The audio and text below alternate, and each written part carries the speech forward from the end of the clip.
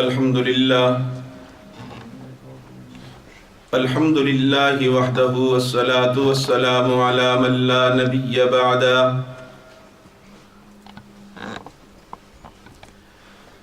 اما بعد فاعوذ باللہ من الشیطان الرجیم بسم اللہ الرحمن الرحیم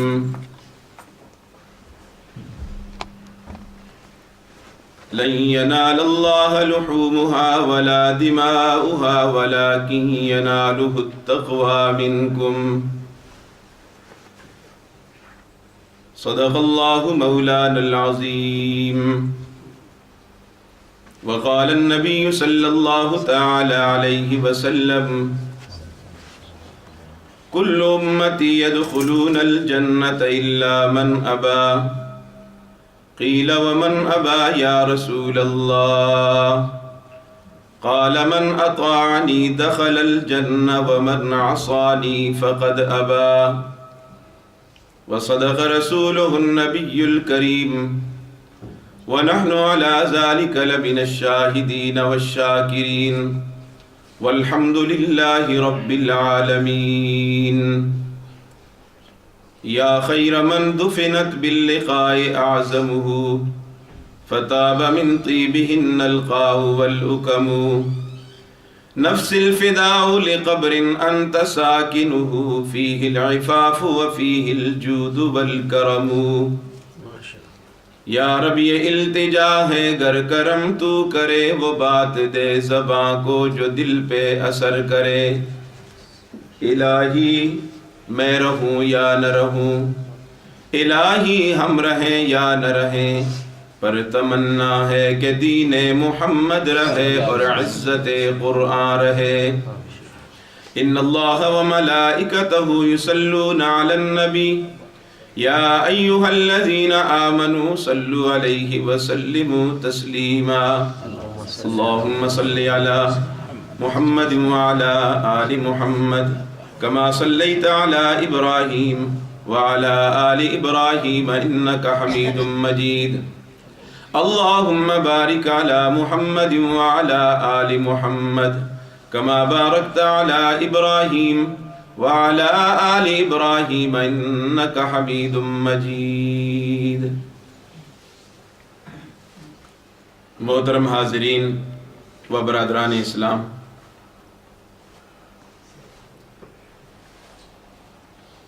تقریباً کوئی 2.5-3 سال کے وقفے کے بعد ایک بار پھر اپنے برادر مکرم مخدوم زادہ خطیب برطانیہ حضرت مولانا عطا اللہ خان صاحب دامت برکاتہم العالیہ کے حکم کی تعمیل کرتے ہوئے جمعہ کی اس نشست میں حاضری کی اللہ رب العزت نے سعادت نصیب فرمائی۔ اللہ رب العزت میری اور آپ سب کی حاضری کو محض اپنے فضل و کرم کے ساتھ اپنے دربار عالیہ میں قبول و منظور فرما کر ہم سب کے لیے نجات کا ذریعہ بنا دے۔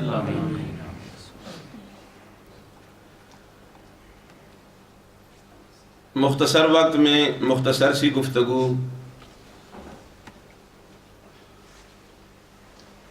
آپ کے سامنے کروں گا۔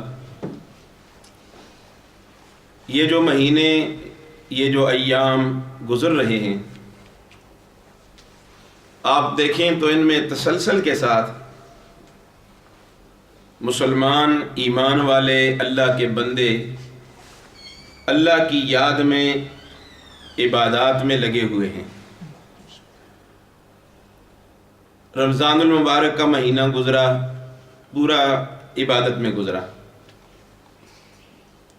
پھر اس کے بعد آپ دیکھیں حج کے ایام شروع ہو جاتے ہیں۔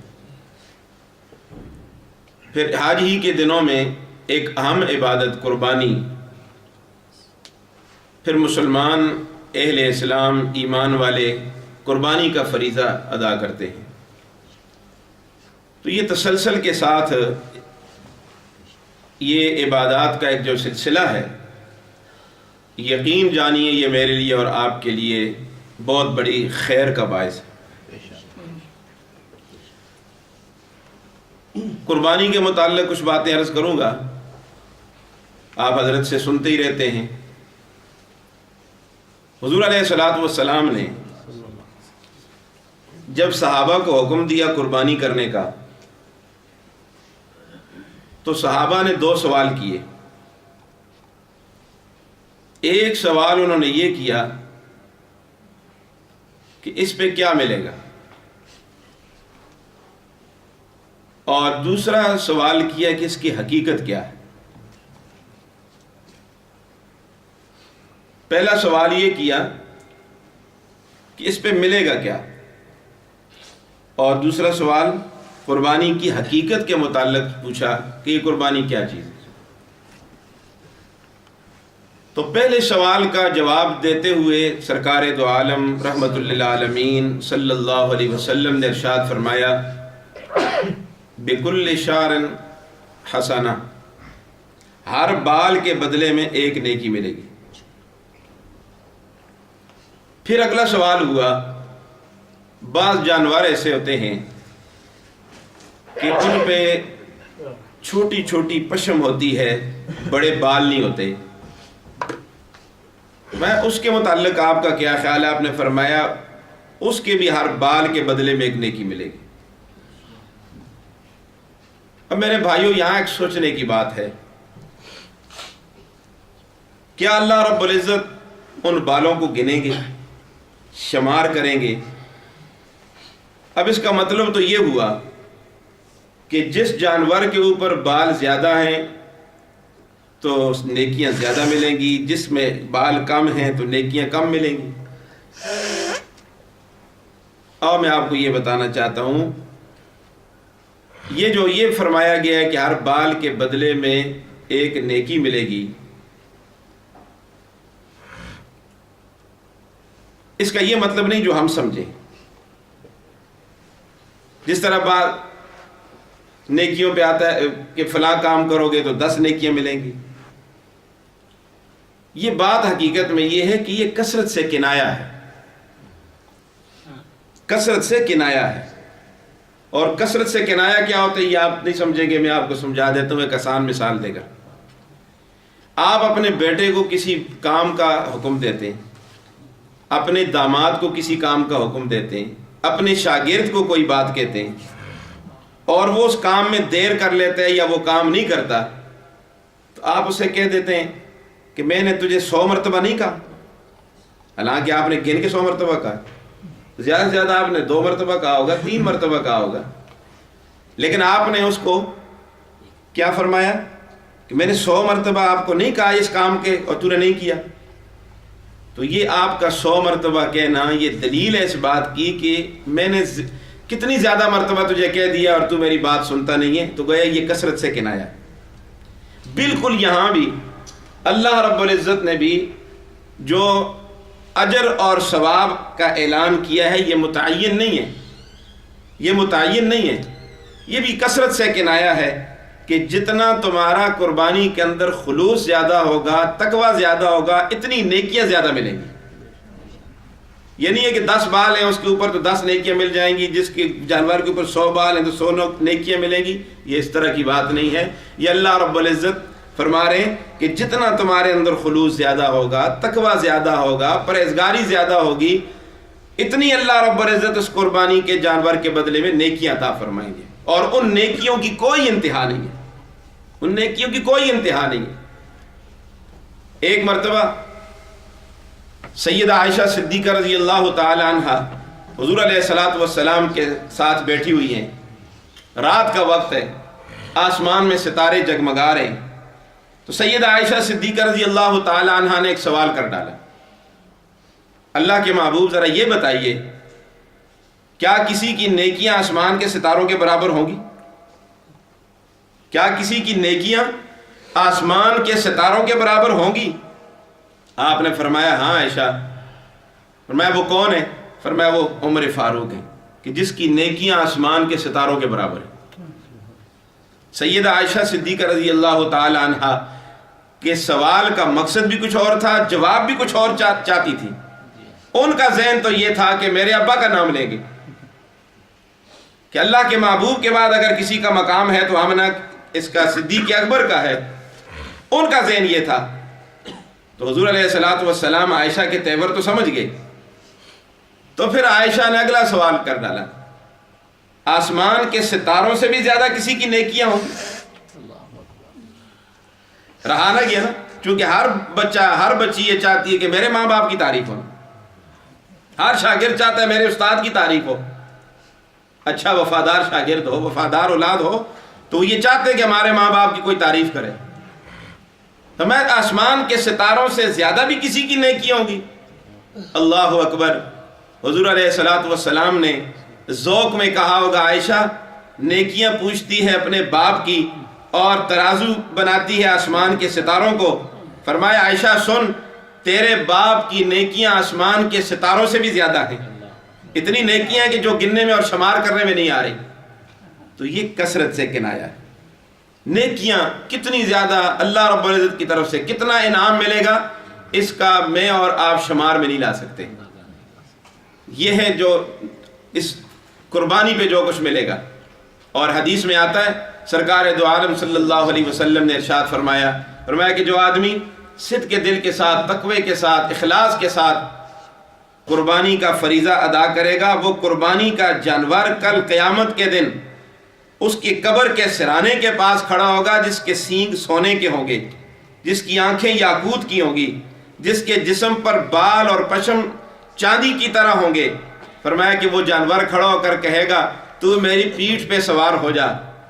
وہ کہے گا تو ہے کون ہے، اپنا تعارف تو کرا۔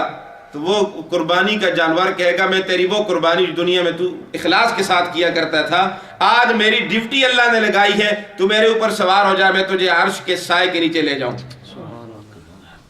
یہ کوئی رسم رواج نہیں ہے میرے بھائیوں، قربانی کی یہ قربانی ہے۔ اب اگلا سوال کیا کہ قربانی کی حقیقت کیا ہے، ما ہی الاضاحی؟ تو حضور علیہ السلام نے فرمایا سنت ابیکم ابراہیم، فرمایا تمہارے ابا ابراہیم کی سنت ہے۔ اب یہاں ذہن کہیں اور چلا جاتا ہے کہ ابراہیم علیہ السلام کی سنت کیسی، انہوں نے تو بیٹا ذبح کیا۔ ابراہیم علیہ السلام اللہ کے وہ وفادار بندے ہیں کہ جنہوں نے اللہ کی محبت میں اللہ نے حکم دیا میرے لیے باپ کو چھوڑ دے، باپ کو چھوڑ دیا، میرے لیے وطن چھوڑ دے، وطن چھوڑ دیا، میرے لیے آگ میں کود جائے، ابراہیم علیہ السلام آگ میں بھی کود پڑے۔ یعنی یہ دنیا کے اندر دو نازک رشتے ہوتے ہیں، ایک باپ کا رشتہ، ایک بیٹے کا رشتہ، لیکن اللہ کی محبت میں باپ والا رشتہ بھی قربان کر دیا، کیونکہ ابراہیم علیہ السلام کا باپ آزر بت پرست، بت تراش، بت فروش تھا۔ تینوں چیزیں اس کے اندر تھیں، بت بناتا بھی تھا، بیچتا بھی تھا، پھر ان کی عبادت بھی کرتا تھا۔ آگے امام المشرکین ابراہیم کا ابا جا رہا ہے اور بت اٹھا کر لوگوں کو کہہ رہا ہے آؤ لے لو، اور پیچھے سے جناب ابراہیم جا رہے ہیں۔ فرمایا وچ بازاراں حکا دے وے ابراہیم ربانا، وچ بازاراں حکا دے وے ابراہیم ربانا، لے لو ٹھاکر جس نے جہنم جانا۔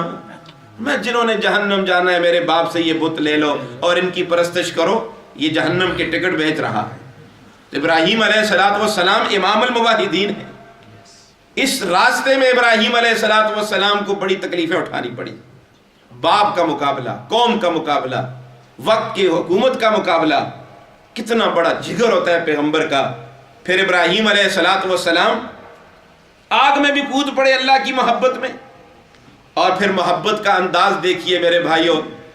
اس لیے ابراہیم علیہ السلام کو حنیف بھی کہا جاتا ہے نا، حنیف بھی اس لیے کہا جاتا ہے جو یک رخ تھا، ادھر چیخا ادھر قوم، درمیان میں جبریل امین آ جاتے ہیں، ابراہیم میں کوئی خدمت کر سکتا ہوں، میں کوئی ڈیوٹی کر سکتا ہوں، میں چیخا بجھ جائے، بارش برسے، فرمایا جاؤ جاؤ جاؤ جبرائیل، آج یہ میرا اور میرے رب کا معاملہ ہے، تجھے درمیان میں آنے کی کوئی ضرورت نہیں۔ یہ محبت کا عجیب انداز تھا۔ پھر ابراہیم علیہ السلام اس نازک رشتے سے گزر رہے ہیں کہ اللہ نے حکم دیا کہ میرے لیے تو نے بیٹے کو بھی ذبح کرنا پڑے گا۔ ابراہیم علیہ السلام نے اپنے بیٹے کو بلایا، انی ارا فی المنام انی اذبحک فانظر ماذا تری، بیٹا خواب دیکھا ہے، تجھے ذبح کر رہا ہوں، کیا ارادہ ہے تیرا، رائے کیا ہے تیری؟ ابراہیم علیہ السلام کا بیٹا اسماعیل بھی اتنا سمجھدار تھا، سمجھ گیا کہ باپ پیغمبر ہے، پیغمبر کا خواب وہی ہوا کرتا ہے۔ فرمایا ابا جی پوچھنے کی کیا ضرورت، مجھ سے رائے لینے کی کیا ضرورت، اللہ نے آپ کو جس کام کے کرنے کا حکم دیا، افعل ما تؤمر، مجھے کیا آپ پوچھ رہے ہیں، کیوں مجھ سے رائے لے رہے ہیں؟ فرمایا بیٹا اس لیے پوچھ رہا ہوں کہیں ایسا نہ ہو کل تجھے لٹاؤں تو رونے لگ جائے، کل تجھے لٹاؤں تو بھاگ جائے، تو انکار کر لے، کہیں اللہ کے حکم میں تاخیر نہ ہو جائے۔ اس لائق بیٹے نے جواب دیا ستجدنی انشاء اللہ من الصابرین،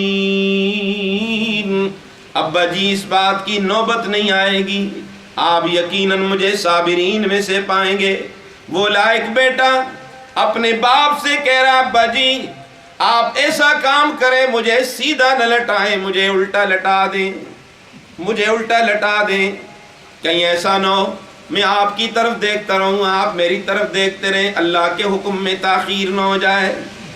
ابراہیم علیہ السلام نے اپنے بیٹے کو الٹا لٹایا، الٹا لٹا کے گلے پہ چھری پھیری، اس کو کہتے ہیں نا حکم میں، حکم کو پورا کرنا، اس کو کہتے ہیں سر تسلیم خم، یہ ہے اللہ کی محبت۔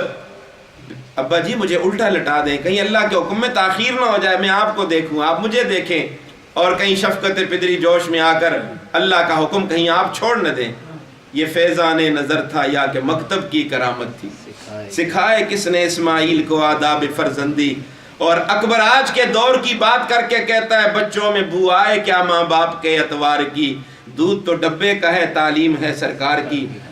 آج کیا بچوں سے ماں باپ کی خوشبو آئے گی؟ آپ کیا توقع رکھیں گے کہ میرا بیٹا میرے جیسا ہوگا اور میری بچی میری جیسی ہوگی؟ آج ماں بھی رو رہی ہے، باپ بھی رو رہا ہے کہ اولاد تو ہماری طرح نہیں ہے۔ ہم نے ان کو نہیں سکھایا، دین سکھایا ہی نہیں ہے کہ وہ کس طرح ماں باپ کی طرح بن جائیں۔ یہ اسماعیل تھا، اسماعیل علیہ السلام اللہ کے حکم کو بجا لانے میں لیٹ گئے۔ فرمایا یہ حقیقت ہے۔ ابراہیم علیہ السلام نے بیٹے کو ذبح کیا، مختصر کرتا جا رہا ہوں، شارٹ کرتا جا رہا ہوں، بیٹے کو ذبح کیا۔ اللہ کے محبوب آپ تو فرما رہے سنت و ابیکم ابراہیم، ہم تو یہاں دمبا ذبح کر رہے ہیں، ہم تو جانور ذبح کر رہے ہیں۔ فرمایا میرے صحابہ بات یہ ہے کہ یہاں اخلاص دیکھا جائے گا، تقوی دیکھا جائے گا، پرہیزگاری دیکھی جائے گی کہ لوگ کتنی محبت کے ساتھ جانور اللہ کے راستے میں ذبح کرتے ہیں، اور وہ اپنے جانوروں کو ذبح کر کے اللہ کے حضور یہ بتاتے ہیں کہ اے اللہ یہ تو تو نے حکم دیا تھا نا جانور ذبح کرنے کا، اگر تو نے حکم دے دیا کہ اپنے بچوں کو بھی ذبح کرو، ہم ابراہیم کی طرح اپنے بچوں کو بھی ذبح کریں گے۔ فرمایا یہ حقیقت ہے، یہ کیا ہے؟ حقیقت ہے، اور اس حقیقت کو اپناؤ، اس حقیقت کی طرف جاؤ میرے بھائیوں۔ اور حقیقت کیا ہے کہ جب تک ہمارے اندر تقوی پیدا نہیں ہوگا ہماری یہ عبادت اللہ کے ہاں قبول نہیں ہوگی۔ آپ بالکل قرآن مجید کا مطالعہ کریں، آپ کو معلوم ہو جائے گا کہ ہر عبادت سے مقصود تقوی ہے، ہر عبادت سے مقصود کیا ہے؟ تقوی۔ عمومی عبادت جہاں اللہ رب العزت بیان فرما رہے ہیں، فرمایا یا ایھا الناس اعبدوا ربکم الذی خلقکم والذین من قبلکم لعلکم تتقون۔ یہاں عمومی عبادت کا ذکر ہے، اے لوگو بندگی کرو اس رب کی جو تمہارا بھی رب، تم سے پہلوں کا رب۔ کیوں بندگی کرو؟ تاکہ تمہارے اندر تقوی پیدا ہو جائے۔ کیا پیدا ہو جائے؟ تقوی پیدا ہو جائے۔ تو یہ ہر عبادت سے مقصود کیا ہے؟ جب روزے کی باری آئی اللہ اعلان فرما رہے یا ایھا الذین آمنوا کتب علیکم الصیام کما کتب علی الذین من قبلکم لعلکم تتقون۔ اے ایمان والو روزہ رکھو، کیوں رکھو؟ تاکہ تمہارے اندر تقوی پیدا ہو جائے۔ اسی طرح جب حج کی باری آئی رب کا قرآن کہتا ہے وَتَزَوَّدُوا فَإِنَّ خَيْرَ زَادِ التَّقْوَىٰ، حج کے لیے توشہ لے جاؤ، زادرہ لے جاؤ، بہترین زادرہ تقوی ہے، بہترین زادرہ اب ایک آدمی حج کرتا ہے اور تقوی پیدا نہیں ہوتا، حج تو نہ ہوا نا۔ حج سے مقصود بھی کیا ہے؟ حج سے یہ مقصود نہیں ہے کہ لوگ مجھے حاجی کہیں، لوگ میرے گلے میں ہار ڈال دیں، لوگ مجھے مبارکباد دیں، نہ بھی دیں، اللہ کے ہاں حج قبول ہو جائے، اس کا نام تقوی ہے۔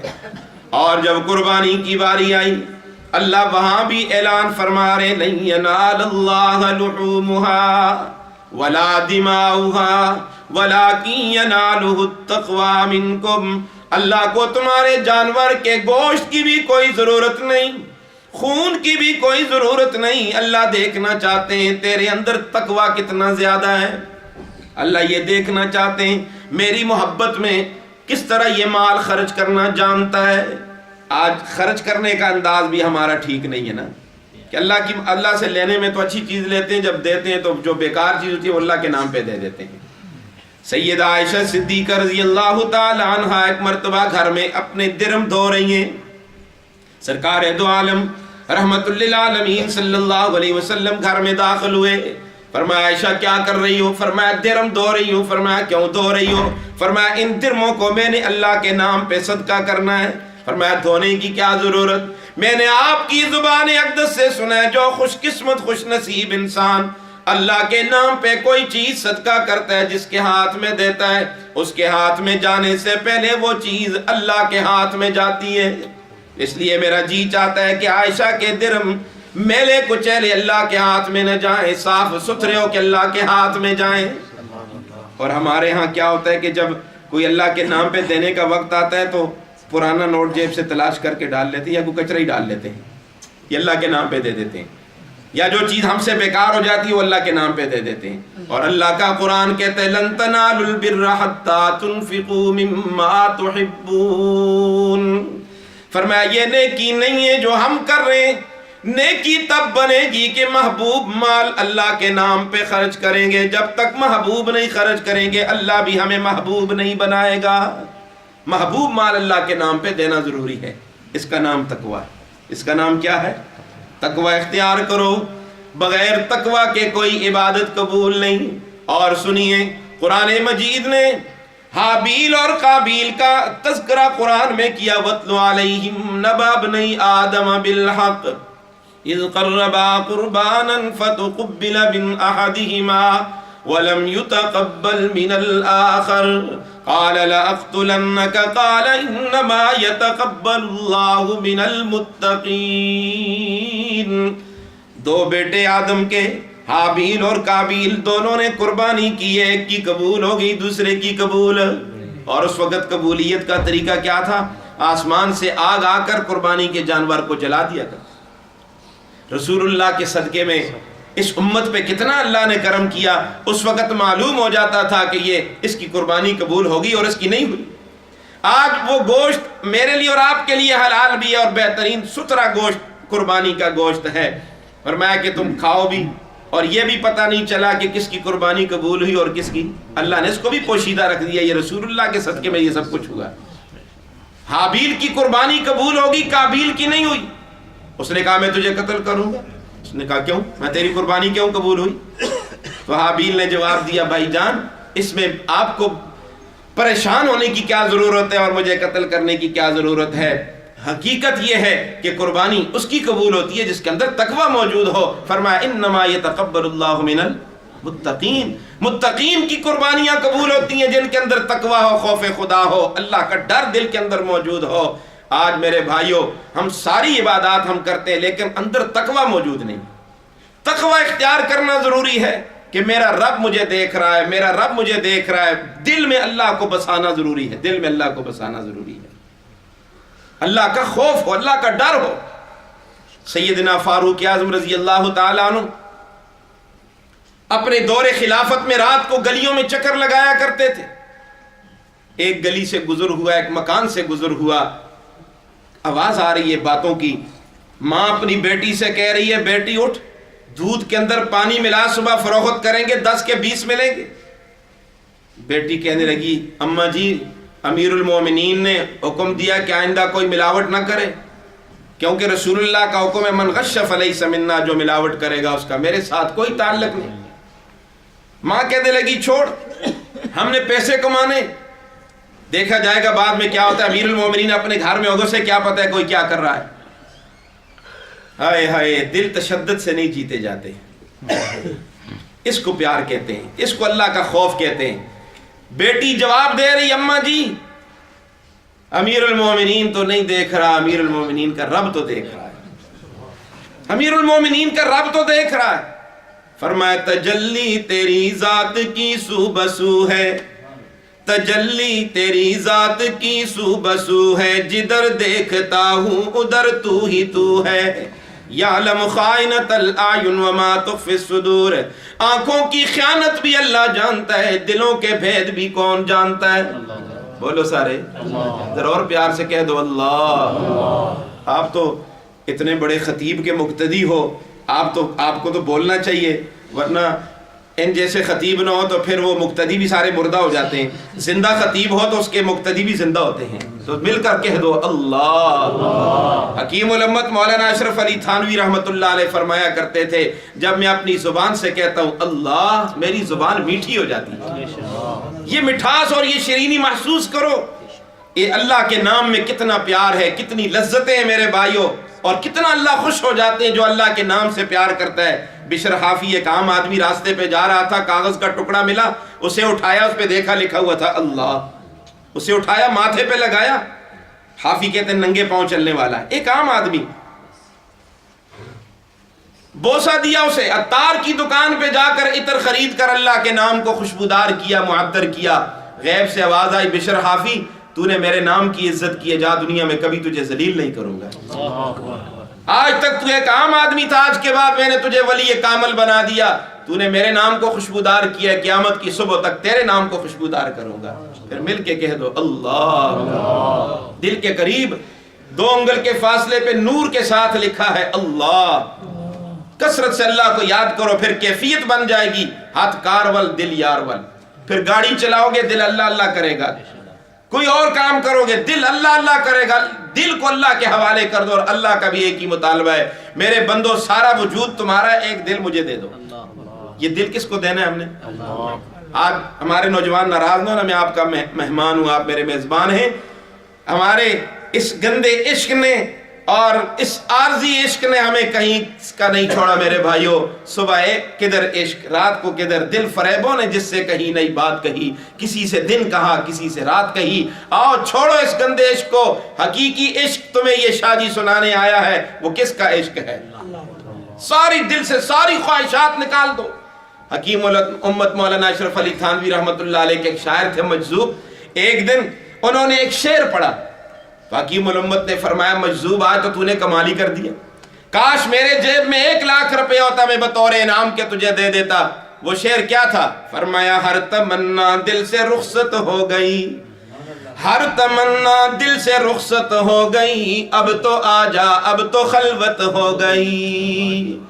ساری تمنائیں ساری خواہشات دل سے نکال کر رب کو دعوت دو. اللہ اس دل کو ہم نے تیری محبت کے لیے خالی کر دیا ہے. اس دل میں جب اللہ آ جائے گا بات بن جائے گی. اس مرکز پہ جب اللہ کا کنٹرول ہوگا، زبان بھی ٹھیک بولے گی، ہاتھ بھی ٹھیک کام کریں گے، آنکھیں بھی ٹھیک کام کریں گی. جب اس مرکز پہ اللہ کا قبضہ اور کنٹرول نہیں ہوگا تو پھر گناہ ہی گناہ ہوں گے، گناہ ہی گناہ ہوں گے. آؤ اس دل کو اللہ کے حوالے کر دو. اللہ کا ایک مطالبہ ہے، سارا وجود تیرا، دل مجھے دے دے. دل میں اللہ آئے گا، اللہ بھی ہمیں اپنا محبوب بنا لے گا. ذنون مصری رحمت اللہ علیہ کی ولایت کا واقعہ لکھا ہے. فرماتے ہیں ہم 5-6 نوجوان ایک جگہ پہ بیٹھے ہوئے گپیں لگا رہے تھے. قریب میں ایک چٹان پڑی ہوئی تھی. ہم نے اٹھتے اسے چٹان کو اٹھایا، پتھر کو اٹھایا، ادھر پھینک دیا. نیچے دیکھتے کیا ہیرے جواہرات سونا اور چاندی. فرماتے ہیں ایک ایسی چیز بھی ملی جس پہ لکھا ہوا تھا اللہ. کیا لکھا تھا؟ یہ سبق بھولنا نہیں آپ نے نا. کیا لکھا تھا؟ اللہ. یہ لکھا ہوا تھا. فرمایا اللہ کا نام دیکھتی اللہ کے نام سے مجھے پیار ہو گیا. میں نے اپنے ساتھیوں سے کہا لے لو جو تم نے لینا ہے. کسی نے ہیرے لیے، کسی نے جوہر، کسی نے سونا، کسی نے چاندی. فرماتے میں نے اپنے لیے اس چیز کا انتخاب کیا جس پہ لکھا ہوا تھا اللہ. رات کو سو جاتا ہوں، خواب میں ایک بزرگ کا دیدار ہوتا ہے. وہ بزرگ فرماتے ہیں ذنون تجھے مبارک ہو، تو نے اپنے لیے اللہ کے نام کا انتخاب کیا، اللہ نے تجھے اپنے لیے منتخب کر لیا ہے۔ آؤ اللہ سے پیار کرو۔ سیدنا ابراہیم خلیل اللہ علیہ نبینا علیہ الصلوۃ والسلام بکریاں چرا رہے تھے، ایک نوجوان کو دیکھا، اس کی زبان پر یہ کلمات سبحان ذی العزت والعظمت والہیبت والقدرت والکبریاء والجبروت، یہ کلمات ابراہیم کو اتنے پسند آئے، فرمایا نوجوان پھر پڑھو ذرا، بڑا مزہ آ رہا ہے۔ فرمایا ابراہیم پڑھوں گا تو صحیح، دو گے کیا؟ انعام کیا ملے گا؟ فرمایا آدھی بکریاں دوں گا، آدھی بکریوں سے دے دی۔ پھر اس نے پڑھا، ابراہیم علیہ السلام نے پھر مطالبہ کیا، پھر پڑھو۔ فرمایا ابراہیم اب کیا دو گے؟ فرمایا جو بچ گئی ہیں یہ بھی لے لو۔ ابراہیم علیہ السلام نے پھر مطالبہ کیا، وہ کہنے لگا ابراہیم اب تو بکریاں ختم ہو گئیں، اب کیا ملے گا؟ ابراہیم علیہ السلام نے فرمایا تیری بکریاں چرانے کے لیے تیرا چرواہا بن جاؤں گا، بکریاں چراتا رہوں گا، تجھ سے یہ کلمات سنتا رہوں گا۔ وہ نوجوان کہنے لگا ابراہیم میں انسان نہیں ہوں، میں اللہ کا بھیجا ہوا فرشتہ ہوں، اللہ نے مجھے بھیجا، جاؤ میرے ابراہیم کو یہ کلمات سنا کے آؤ، میں دیکھنا چاہتا ہوں میرا ابراہیم میرے نام پہ کتنا کچھ دینا جانتا ہے۔ ابراہیم تو اس آزمائش اور امتحان میں کامیاب ہو کر اللہ کا خلیل بن گیا۔ یہ خلیل ویسے نہیں بنا کرتے، رب کو کچھ نہ کچھ دینا پڑتا ہے، محبتیں کرنی پڑتی ہیں۔ رب فقیر نہیں ہے، رب دیکھنا چاہتا ہے مجھ سے کتنا پیار کرتے ہیں۔ جس طرح آپ بچے کو کوئی چیز دیتے ہیں پھر کہتے ہیں مجھے دے دو واپس، یا آپ اس سے محبت کر رہے ہیں یا دشمنی کر رہے ہیں؟ محبت کر رہے ہیں، دیکھنا چاہتے ہیں کہ یہ کتنا سخی ہے۔ اللہ بھی دیکھنا چاہتے ہیں میرے بندے کتنے سخی ہیں، کتنا مجھ سے پیار کرنا جانتے ہیں۔ آؤ رب اپنے آپ کو رب کے حوالے کرو، ساری کائنات تمہاری غلامی کرے گی۔ اللہ فرماتے ہیں میرے بندے تو میرا بن جا، میری ہر چیز تیری نوکری کرے گی، تیری غلامی کرے گی۔ فرمایا جانور پیدا کیے تیری وفا کے واسطے، جانور پیدا کیے تیری وفا کے واسطے، کھیتیاں سرسبز ہیں تیری غذا کے واسطے، چاند سورج اور ستارے ہیں ضیاء کے واسطے، ارے سب جہاں تیرے لیے اور تو خدا کے واسطے، ساری کائنات تیرے لیے، تو کس کے لیے؟ تو اس کا مرید بنا ہوا ہے، اس کا کیا بنے گا یار؟ یہ تو جانور بھی پلتے ہیں نا، یہ تو کوئی مسئلہ ہی نہیں ہے نا یار، یہ کھانے پینے کا بھی کوئی مسئلہ ہے؟ یہ مسئلہ نہیں ہے، مسئلہ اس کا ہے ادھر کو کس کے حوالے کرنا ہے، یہ کس کو دینا ہے۔ اور اللہ کے بندو، رب کے گھر کے مہمانوں، اس دل کو رب کے حوالے کر دو، رب سے پیار کرنے والے بن جاؤ، رب سے محبتیں کرنے والے بن جاؤ، رب کو محبوب بناؤ گے، رب تمہیں بھی اپنا محبوب بنائے گا۔ من کان للہ کان اللہ لہو، جو اللہ کا ہو جاتا ہے پھر اللہ اس کا ہو جاتا ہے، اللہ اس کو تنہا نہیں چھوڑتا۔ میرے بھائیوں، یہ مختصر وقت میں، چونکہ وقت پاؤں کی زنجیر بنا ہوا ہوتا ہے، زیادہ آگے بڑھ نہیں سکتے، چونکہ بعد میں دوسرا جمعہ بھی ہوتا ہے۔ میں چند باتیں آپ حضرات کی خدمت میں نے عرض کر دیں حضرت کے حکم پر۔ میں بہت زیادہ شکریہ ادا کرتا ہوں آپ حضرات کا بھی، حضرت کا بھی، مجھے وقت دیا اور مجھے حکم دیا، میں نے اپنی حاضری کو یقینی بنایا۔ اللہ رب العزت میری حاضری کو، آپ سب کی حاضری کو اپنے دربار میں قبول و منظور فرمائے۔ مدرسے کی خدمت کے سلسلے میں آنا ہوتا ہے، ہمارا ادارہ حضرت جانتے، حضرت کے والد محترم بہت پیار کیا کرتے تھے ہم سے، ان کے والد صاحب شیخ الحدیث، اللہ اکبر، بڑا کام کیا انہوں نے دین کا، اللہ ان کی خدمات کو قبول فرمائے، بڑے شاگرد ان کے تیار ہوئے۔ ہمارا ادارہ جامعہ ربیہ سراج العلوم جو بوڑی مانسرہ پاکستان، جو کسی تعارف کا محتاج نہیں، برطانیہ میں آپ اکثریت کے ساتھ آپ علماء کرام کو دیکھیں، ان سے سنیں، انشاءاللہ وہ مدرسے کا تعارف ضرور کروائیں گے۔ 700 طلباء وہاں زیر تعلیم ہیں، ان طلباء کی تمام تر ضروریات آپ جیسے اہل خیر حضرات کے تعاون سے پورے کی جاتی ہیں۔ سارے مدارس آپ جیسے غریبوں کی، آپ جیسے اہل خیر حضرات کے تعاون سے چلتے ہیں، اور یہ آپ کے لیے صدقہ جاریہ ہے۔ یقین جانیے آپ کو اندر اللہ نے بڑی خوبیاں رکھی ہیں، اللہ نے آپ کو بڑی صلاحیتوں سے نوازا ہے۔ تو وہ ادارہ 2005 میں متاثر بھی ہوا زلزلے میں، سارا ڈیمیج ہو گیا، نئے ادارہ تعمیر ہو رہا ہے، 700 طلباء ہیں۔ آپ زکوٰۃ صدقات میں سے ضرور تعاون کریں نماز کے بعد۔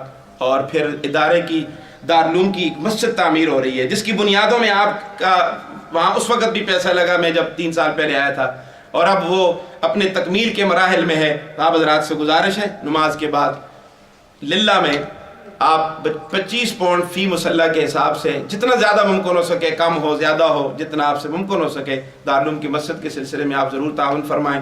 اور اگر آپ حضرات نے وہاں قربانی کرنی ہو تو مدرسے میں اجتماعی قربانی بھی ہوتی ہے، اس میں بھی آپ شرکت کر سکتے ہیں۔ اللہ رب العزت آپ سب کو دنیا اور آخرت کی عزت نصیب فرمائے۔ بہت زیادہ شکریہ، مطالب ہیں بہت، وقت دعا کچھ کہہ نہیں سکتا، الہی فضل کر، اس کے سوا کچھ کہہ نہیں سکتا، الہی تڑپنے پھڑکنے کی توفیق دے، دل مرتضی سوز صدیق دے، وآخر الدعوانا ان الحمدللہ۔